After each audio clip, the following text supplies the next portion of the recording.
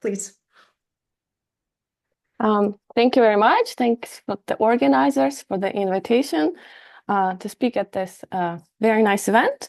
And I want to tell you about a joint work with my student, Jonah Berggren. And if you want to see more details, this does appear on the archive right here. All right, so what are these dimer models? So what's a dimer model? So a dimer model for us is a quiver Q with faces embedded in a surface. So here is an example of a dimer model in a disk. And so what do I mean by these faces? So faces are these clockwise or counterclockwise paths in the surface, cycles, chordless cycles that would be homeomorphic to an open disk. And so you tile this surface with these cycles and you get a quiver. So here's an example of a dimer model on an annulus and one on a torus. So here for a torus, you would identify these two sides with these two sides. So really there's just one vertex in this example, and you have three arrows. So these are all loops and two faces. So loops are allowed, two cycles are allowed.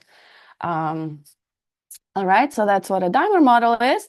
And then to this dimer model, you can associate a dimer algebra, which we're going to denote by A sub q, which is just the quotient of the path algebra modulo these commutativity relations.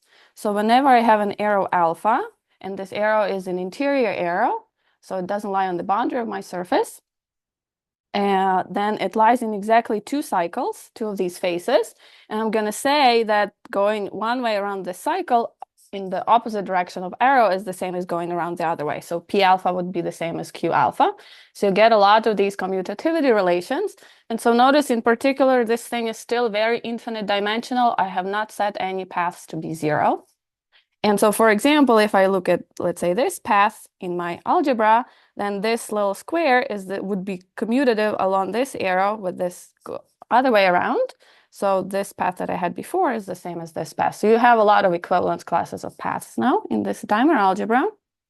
And so where do these dimer algebras come from? Well, they first appeared in physics in the study of phase transitions. But then they're in the physics literature, they were highly studied in the case of tori, and sort of in the math literature, they come up in the case of disks, as these are related to cluster structures appearing in the coordinate ring of the Grassmannian. So tori and the disk have seen the most study. And then sort of if you want to get some nice properties or some results about these models, then generally one would have to impose certain conditions. And these are often called consistency conditions. And there have been various notions of these consistency conditions in the physics literature, and many of them were shown to be equivalent for tori, as well as some in the disk case. And sort of we want to extend this to all dimer models for all surfaces and see what type of consistency conditions we get and sort of what results we can say. All right, so here we go. So now I want to tell you about the three consistency conditions we looked at. So we're going to say that my dimer model is path consistent if the following holds.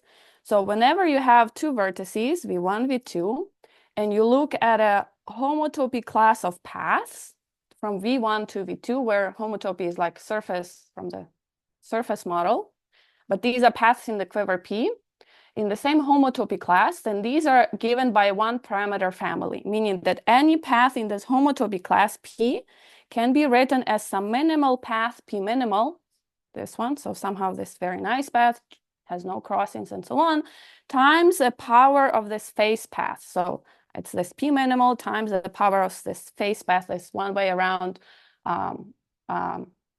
vertex V2, and this parameter M, this is the one parameter family. So everything in this homotopy class is given by a minimal path times some power of a phase path. Okay, so there's somehow not too many of them. So that's path consistency. Now cancellativity, we say that the algebra is cancellative if the following sort of easy thing holds. Whenever you have PA equals QA, where these are actually composable, so A starts where P ends, and so on, then you can cancel A on both sides, and you get that P equals Q. And similarly, you can cancel paths on the other side as well. So that's what's called A to be cancellative. And now here's the third condition. of consistency. All right, so now we say that a dimer model is strand consistent. Oh, sorry. First of all, I want to define a strand diagram from a dimer model. So given a dimer model, I'm going to draw paths that go through arrows in this model. So I'm going to start with an arrow, and I'm going to turn maximally right. After this arrow, then I'm going to turn maximally left, maximally right, maximally left, maximally right. And so this zigzag path of arrow, I'm going to get this blue path. Sorry.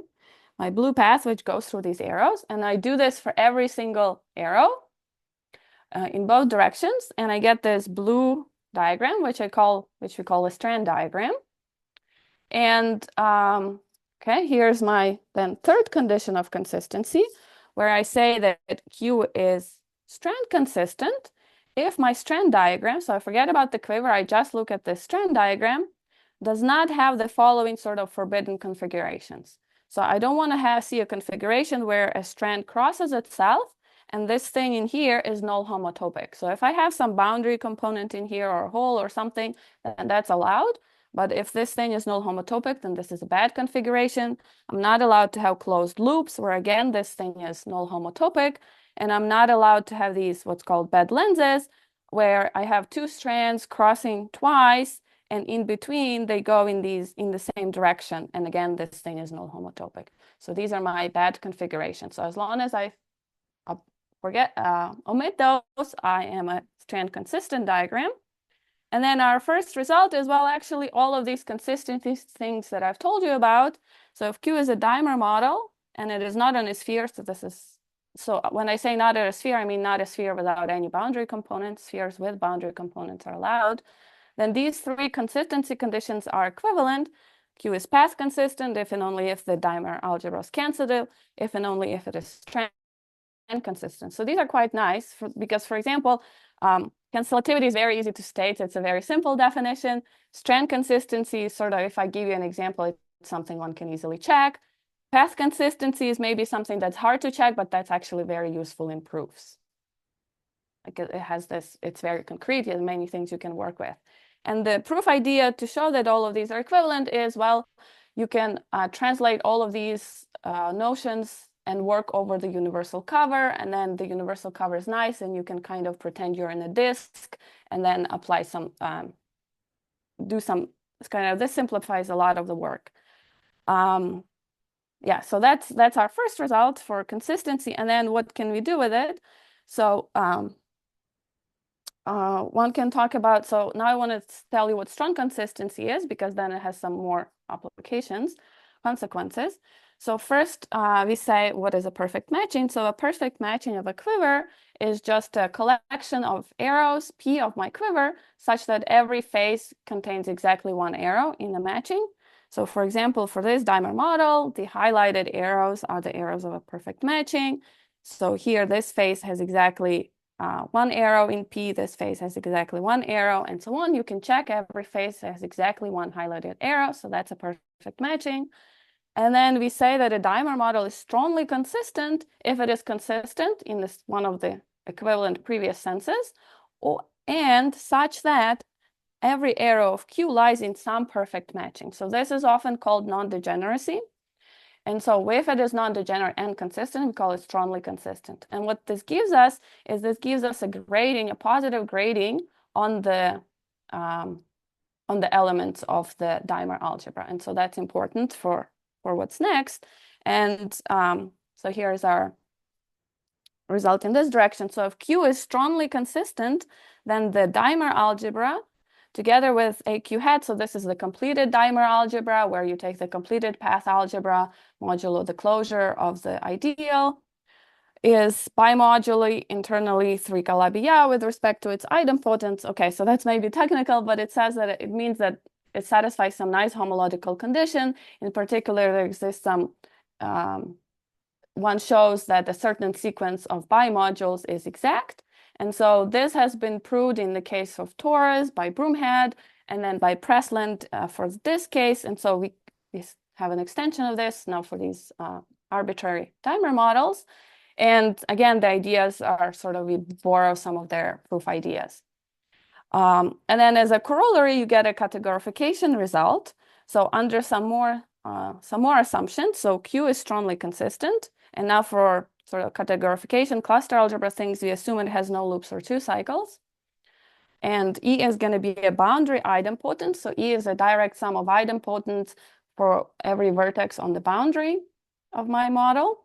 And then you can look at the boundary algebra, this BQ, which is just consists of all paths that start and end on the boundary. And then under some more, so these are more needed assumptions, that if you mod out by the boundary idempotents, you get a finite dimensional algebra, and this AQ hat is Noetherian. Then what you get is that this Gorenstein projective category of this boundary algebra, it provides categorification of the cluster algebra associated with the ice quiver of the dimer model. So that's very nice. So this recovers the result for this case, but as well, you can get some new things. So for example, we do have example on an annuli where the dimer model satisfies these technical conditions. And then so you do get a categorification. And so I think an interesting question would be, well, sort of in this case, you get categorification coming from cluster algebras in the coordinate ring of the Grassmannian. Do we get something in the annulus case like that? So that would be something interesting to look at. And yeah, so let me stop here and say thank you very much.